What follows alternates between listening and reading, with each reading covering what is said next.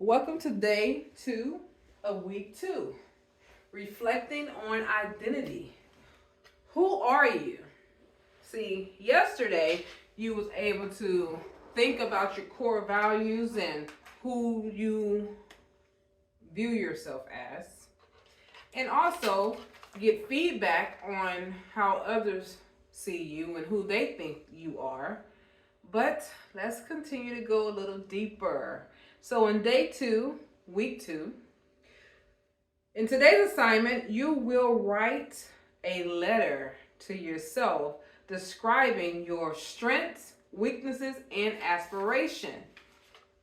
Writing a letter to yourself describing your strengths, your weaknesses, and aspiration will be a powerful exercise in self awareness and self compassion. Here's a guide on how to write such a letter. Number 1, set the scene. Find a quiet and comfortable space where you can reflect and write without distractions. Set aside dedicated time for this exercise. Number 2, begin with a solitary, like for instance, start the letter by addressing yourself in a warm and compassionate manner. You can say phrases like, "Dear, the love of my own life," or "Dear myself," or "Dear," you state your name, or "My dearest to myself." Anything that is warm and loving and caring to yourself, okay? Number 3, reflect on your strengths. Reflect on your strengths and positive qualities. Consider the skills, talents, and attributes that you value about yourself. Write about times when your strength have helped you succeed and overcome challenges. Then number 4, acknowledge your weaknesses. Acknowledge your weaknesses in areas of growth with honesty and compassion. Think about aspects of yourself that you struggled with or wish to improve. Approach this with a mindset of acceptance and willing to learn and grow. Willingness to learn from it and grow from it. Number 5, explore your aspiration. Reflect on your aspirations and dreams for the future. Consider what you want to achieve, experience, or become in different areas of your life. I say your wife. In different areas of your life, whether it's career, relationships. Well, your wife, right? Relationships, personal development, or other aspects. Number 6, provide examples. Offer specific examples or illustration of your strength, weaknesses, and your aspirations. So you're going to talk about things that happen. Talk about some experiences there. Draw from past experiences, challenges, successes, and moments of growth to bring in your letter. You want to bring your letter to life. This is how you're going to bring it to life when you get deeper into the things that happen. Number 7, express gratitude. See, if you got my book, the book that I just finished writing, the Breaking the Spell, the ultimate escape plan from narcissistic entanglements. If you got in that book or you read that book, in the very beginning of the book, I talk about a challenge that I was dealt with, that I had to overcome. So I dealt with a situation when I was 13 years old where I got my virginity taken from me. I didn't give it up; it was taken from me. So basically, I was raped. But I don't like to say I was raped. I usually just don't like using that word because of the fact that when I look back at things, yes, I was. But when I still look back at things, I look at it as a learning situation. What did I learn from that? And I write down the things that I learned from that in the book. So that's what you're going to do when you write your letter. You're going to write about your weaknesses and your strengths and everything that you learn from all those things. You're going to write that down in your letter. Okay, so your letter might be pretty long. It might be 12 pages, it might be 20 pages, but you're writing this letter to yourself. This is for yourself. This is not for other people, okay? So don't worry about someone getting a hold of it. I told you what to do with your personal information. Store it inside of a safe so no one else can get to it, all right? So be honest with yourself. Do not leave that out, because of whatever happened to you that is affecting you right now to this day, write those things down. Because you're going to look back at it and then you're going to see where you could have learned from that. What have you learned from that? And what do you need to learn from that? And it's going to become your strength, no longer your weakness after you do that. So number 7 is express gratitude, what I'm just talking about right now. Express gratitude to yourself for your strengths, acknowledging the journey that has led you to this point. Also, express gratitude for your weaknesses, recognizing them as opportunities for growth. Be grateful for the aspirations that drives you forward and gives meaning to your life. So if you went through this life up to this point without anything bad happening to you or anything that you have to overcome, then you're not human.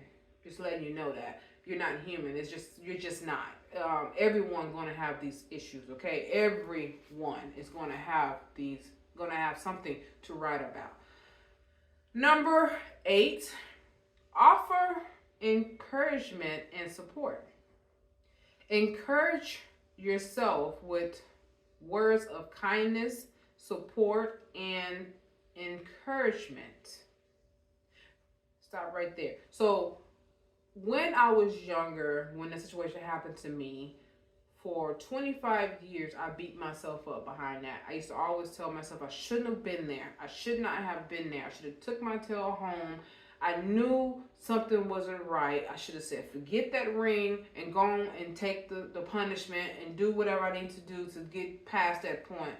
But when I look back at it after all these years later, I said to myself, I wonder how many other people, especially girls, have this story to tell. Even boys have this story to tell about their own experiences. So instead of me beating myself up, now I give myself words of encouragement.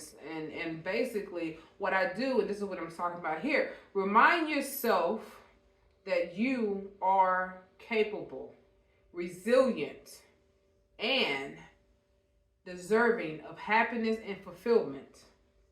See, this here band that I have on right here, on it says imaging coaching, and then the other side it says I am resilient. So I remind myself when I wear my band, even though I was reminding myself before I created the band. So if you want one of these bands, hit me up, email me, and I will definitely get one to you. I have plenty of them. I'm giving them away for free, actually, to let you know that. So you can have one. And also, offer words of reinsurance, because you're going to have to continue to reinsure yourself. Don't look for reinsurance in other people. That's where a lot of us go wrong at. We are always reaching for other people to reinsure us about that we're loved, we're cared for, we're desired. No, that's what you're supposed to do for yourself. So offer words of reinsurance during challenging times and moments of self-doubt. So I'm going to share this book with you. This is my book that I have written. It's called 365 Days of Mindfulness, Your Daily Affirmation. This is a guide to help you with words of affirmation. Affirmation that you can say to yourself to help you get through difficult times, tough moments, and hard days. I'm going to read one of them to you, just one, so you can kind of get a feel and understanding of what it says. So and they go by days, so every day is something there. You don't have to go from day 1 to day 365. You can skip around. That's what I do. I skip around because you never know what words you might need for that particular day. So here's something right here. Day 280. Grateful for my body's vitality. I nourish and accept and appreciate the strength it provides. So, with the affirmation, I go deeper into that affirmation. So I want to read that to you one more time so you know what the affirmation said. Day 280. Grateful for my body's vitality. I nourish and appreciate the strength it provides. The gratitude for the vibrant energy that pulses through my body. I cultivate a deep appreciation for its resilience and vitality. Each breath is a reminder of the life force within me. I approach self-care with relevance. Nurturing my body becomes a sacred practice and expression of gratitude for the strengths it genuinely offers. Though through mindful movement, nourishing food, and moments of rest, I honor the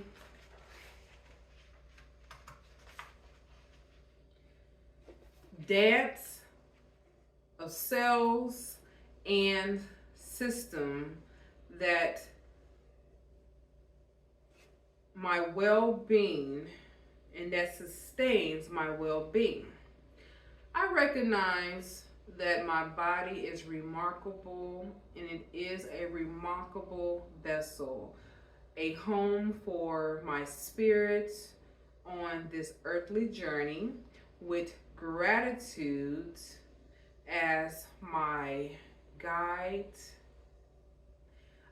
I embrace a holistic approach to health, cherishing the gifts and vitality that allows me to engage fully in the richness of life.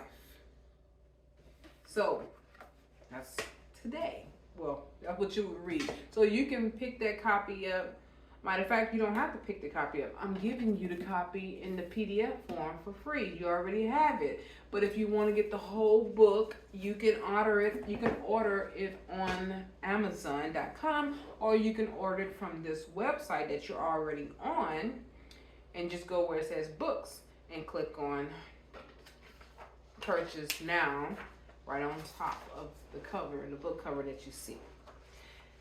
So number 9. Set intentions for growth. So now we're going to set some intentions for growth. Set intentions for how you will continue to nourish your strengths, work on your weaknesses, and pursue your aspirations.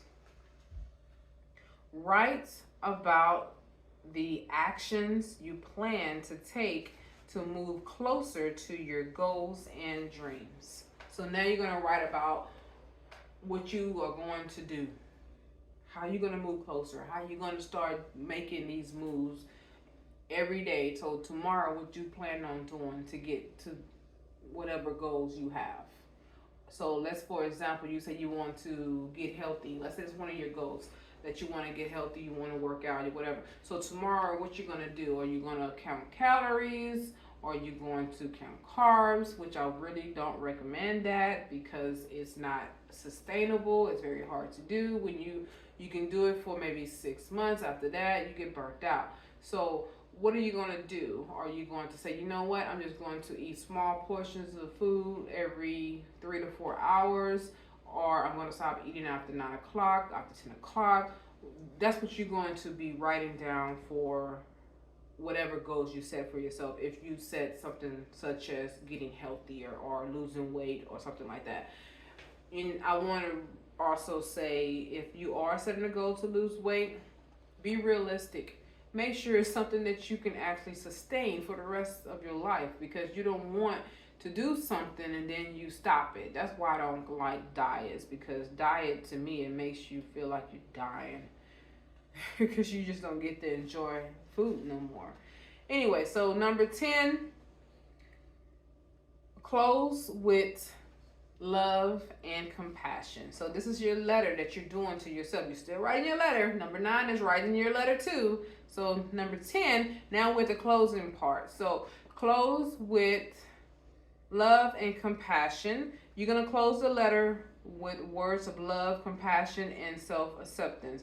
Embrace yourself with kindness and understanding, knowing that you are worthy of love and belonging just as you are. Don't have to make changes to belong, okay? And number 11, you're going to do your signature, write the best way you can. Okay? You're going to sign your letter with your name or a heartfelt close phrase, such as with love and compassion or yours sincerely. And then number 12, you're going to revisit and reflect every 6 months on this letter. So even after this program is over with, you're going to come back to this letter 6 months later and you're going to say, let me read that letter that I wrote to myself. Okay, and I want to see what I said to myself. I want to be reminded about the things that I said to myself. These are promises that you're making to yourself. No one else is going to see it but you. So after writing the letter, set it aside for a while and revisit it every 6 months with fresh memory. You want your mind to be different, okay? Set a reminder on your phone. When you reread your letter, reflect on insights, emotions, and intentions expressed in the letter that you wrote to yourself, and consider how you can apply this to your life moving forward. So I remember a while back when I was a little younger, maybe like in my 20s, 30s, somewhere up in there, I wrote a letter to myself and I said the things that I wanted to do and how I wanted to be and what I wanted to have. And I remember coming back, okay, I know what it was, 2009, I wrote that to myself. And I remember coming back to it like around 2017, 2018, and I was a little ashamed of myself because I had done a lot of the things that I wrote about, but there was one thing in particular that I didn't have. It was two, actually. One of them was to have a child. Did not have that kid. I found out that I had some medical situation that was keeping me from having a kid, so I was really disappointed with that. And then also to be married to a good man, and I was married, but the man was no good to me, and I was so disappointed that I did not achieve that. But I realized that I still got what I asked for later on down the line after I continue to keep pushing forward and not allowing that to defeat me. So now as today, I have a son. Yes, I adopted him, but I still got a son, baby. And on top of that, I have a good husband because I divorced that last one, that mean one. And I got a real good husband who treats me with so much love and respect and kindness. And I'm telling you, woohoo, kudos to him. Okay, so by writing a letter to yourself in this manner, you will deepen your awareness cultivate self-compassion, and clarify your goals and aspiration for the future. So that is day 2.